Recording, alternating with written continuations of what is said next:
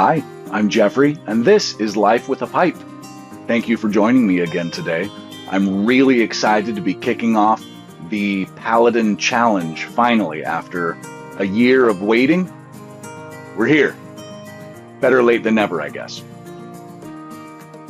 I want to recap a few things. If you haven't watched the intro that I did last week, please go back and watch that. It's linked in the show notes.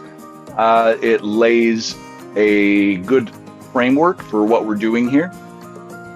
The Paladin Challenge is not a challenge to guess what you're tasting. You're not guessing the blend you're not guessing the blend that you're smoking. You're looking to train your palate to identify the tobacco components that are in the blend. So Paladin Challenge, it's great for marketing, but that's really not the best frame for what we're accomplishing here. So it's a training tool to teach your palate how to identify the different tobacco components in a blend. And the best way to do that is for somebody to give you a blend totally blind. And that's what Pat's genius accomplished for Doug back at the beginning of this. Is Pat sent him 4 tobaccos to begin with and 7 more after that. Doug had no idea what it was, which removes the placebo effect. How many times have you read a blend review and then you're like, oh yeah, I can totally taste that? Really? Did you? So by removing the marketing component, we're removing that pre-knowing that you overlay on top of your experience in so many ways every day. You can actually educate your palate faster, better, clearer. And when I saw Jesse doing this, I was super excited by it. It looks hard, but again, this isn't a challenge to be difficult. It's a challenge in challenging your mind to connect to your palate. And through that, hopefully, we gain some broader education. And Jesse was very kind to bless me with his passing of the Paladin Challenge. And I have 6 2-ounce jars here labeled 1, 2, 3, 4, 5, and a bonus number 6. And I have not opened these since he packed them over a year ago. All of them are different. You know, yeah, I can see through the jar here. This is a broken flake. I'll show you on camera. I'll probably grab some B-roll footage of it, some close-ups. You can see what the tobacco looks like, and I'll probably lay that in here so you guys can see what it is. I have the pipe that Jess gave me. I have been smoking this all week. I've put about 7 bowls of Carter Hall through it. The first 5 bowls that I put through it were with the balsa filter that comes with all the Savinellis and Rossi pipes. And then I did a bowl without a filter. And I have a box of the Savinelli 6mm filters here. So I popped one of those in it. And I remembered why I'm not a super big fan of 6mm filtered pipes. The draw feels like you're sucking an ice cream shake through a straw. If you're somebody who chooches, you might want to try a 6mm filter because it will force you to slow down, and you'll still be drawing on it, but it won't combust the tobacco as quickly, if that makes sense. So anyway, I'm rambling here. The reason we're here today is the Paladin Challenge, tasting number 1 from Jess Piping. I have not opened this. I have no idea what I'm going to be sticking my nose into here. So we're going to smell it. I'll pack the pipe. We'll light it up. I'll give you my thoughts. I'll probably pause the video and break it into parts so I can give you some initial impressions. So the first third of the bowl, middle of the bowl, second third of the bowl, third third of the bowl, last third of the bowl. Can you tell I'm a little nervous? Maybe that's part of the challenge, is being willing to, man, the words we overlay, publicly wrong. You know, that's not what this is. I'm trying to frame it in my mind in a more positive learning way. So, all right, guys, let's get to this. So let's pop open number one.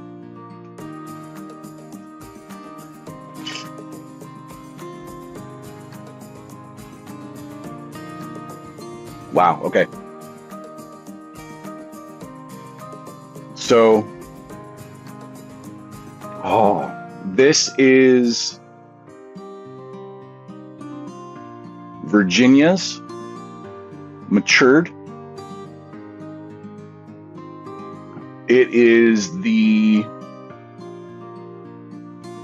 wonderful prune sweet end of it.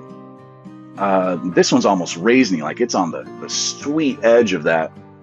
Oh, I love these types of blends. That is a lot of what the aged Virginia number one here is. And quite honestly, that's the first thing that comes to mind. Like, this is a blend of Virginias. Let me point the camera here. You can see that there's light and dark. So this is probably a mixture of bright Virginia, yellow Virginia, probably mature Virginia, and probably Perique. Just that. I'm going to say this is a straight Virginia because the Perique would probably give it more of a mushroomy tone to it, a lot of earthy, and there is no earth in this. It is all stone fruit, plum, raisin. Oh, I'm excited. Oh, I could sit and smell this all day. Jess, number one's a winner, man. Wow. Okay, let's pack this. So I'm just going to grab some of the broken flake here. It is beautiful. We're just going to put that into the pipe. I will do a full bowl because I can already tell I'm going to really enjoy this anyway, and I want to smoke it.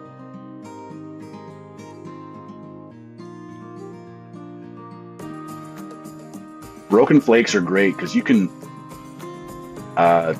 you can stuff it, and because of the texture, there's still a lot of air around it, so it can feel pretty tight when in fact you can still get a really decent draw off it. Yeah, I don't know if you can hear that whistle, but airflow is very easy, even though this is a very firm pack. All right, let's light it up.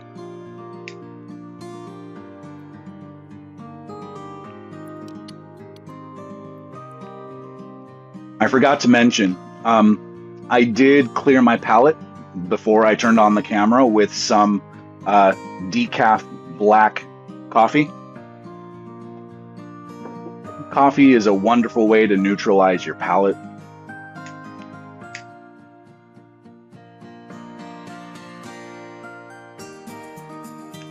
If you're not a coffee drinker, cola, like a Coke, Dr. Pepper is probably a little too cherry vanilla-y to be used for this purpose, but Coke or Pepsi would be a good alternative as well.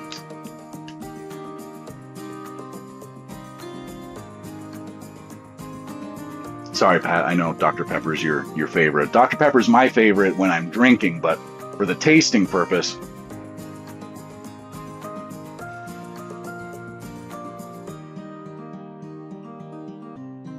and again, one of the drawbacks of the Coke is that, again, it leaves a sweet tone in your mouth, whereas coffee is a lot more neutral. So this is not lighting super easily. We need to toast this.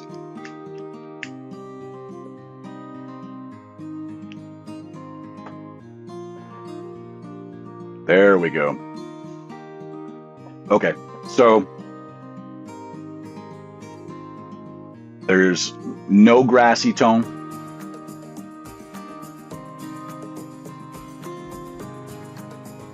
This is mature Virginias, probably some reds.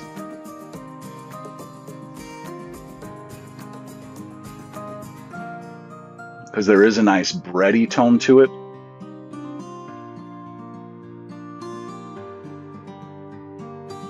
Or just beautifully mature yellow Virginias. Wow, this is really tasty, Jess.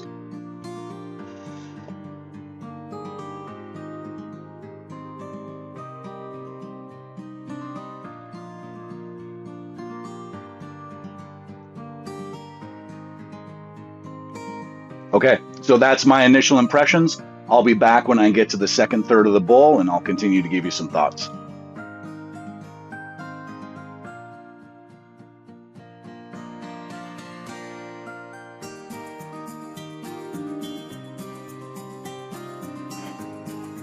This is a great Virginia. I'm halfway down the bowl. I ashed off the top.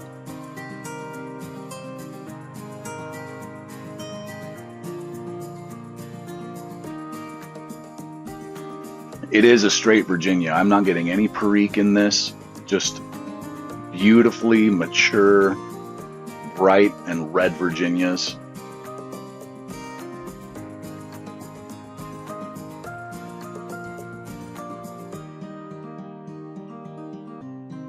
This is what you hope a Virginia turns into.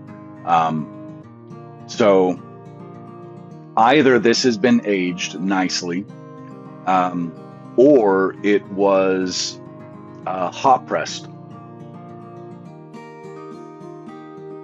because it came in a rubbed out flake. So it was definitely pressed, sliced, rubbed out.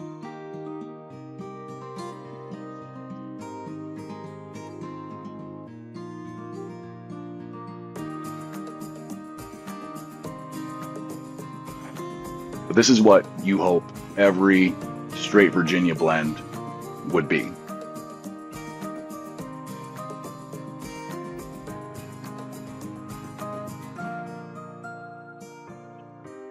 All right, guys, I'm going to go continue enjoying this. I don't think my verdict will change any, but I'm going to get down to the bottom third of the bowl to see if there's any difference, and I'll be back.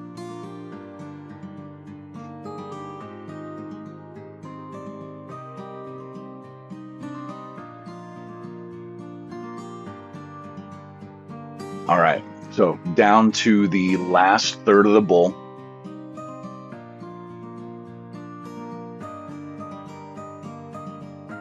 It's just reached that bready ending of a great straight Virginia. So again, this is a straight Virginia, a very nice mix of bright and reds.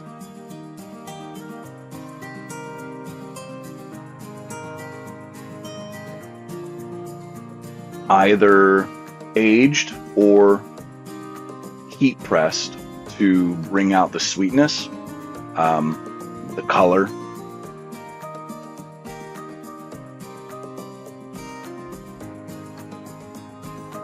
But this is what you would hope any straight Virginia would be. Thank you, Jess. This was wonderful.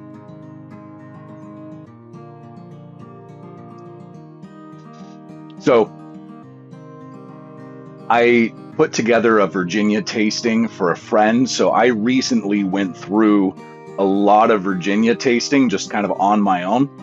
And I wasn't expecting Jesse to send me any Virginias. So I was primed for this one. I was playing around with the idea of kind of re-educating my palate before I started this series, but I had to remind myself that wasn't the point of this. The point is not to get it right. The point is to make the connections between what you're tasting and what the components are. And if you know in advance, you're thwarting the whole process with the placebo effect. because you pre-plant the idea and then you're primed to taste the things that you're told are in it, or the description leads you down a path towards something. And doing this blind, such a valuable exercise and something not easily accomplished just by yourself. So anyway, I opted not to do some studying and re-educate my palate, because if you remember, you go back to my my YTPC reunion video in December, I haven't smoked a whole lot over the last year. If I had done this last January, as kind of was the original plan, but that was foiled. I had been doing a lot of tasting. I'd been doing a little blending and playing around with components, and that just hasn't been the case for a whole year now. So I decided to let this process be my, kind of re-educating of my palate. But I accidentally pre-primed this by doing a Virginia tasting for a friend. So, but this was wonderful.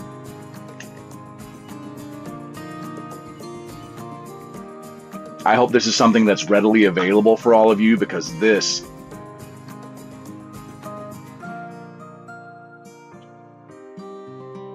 is just a great Virginia smoke. So, thank you, Jesse. That's Paladin Challenge number 1. Remember, life with a pipe is better than without. Bye for now.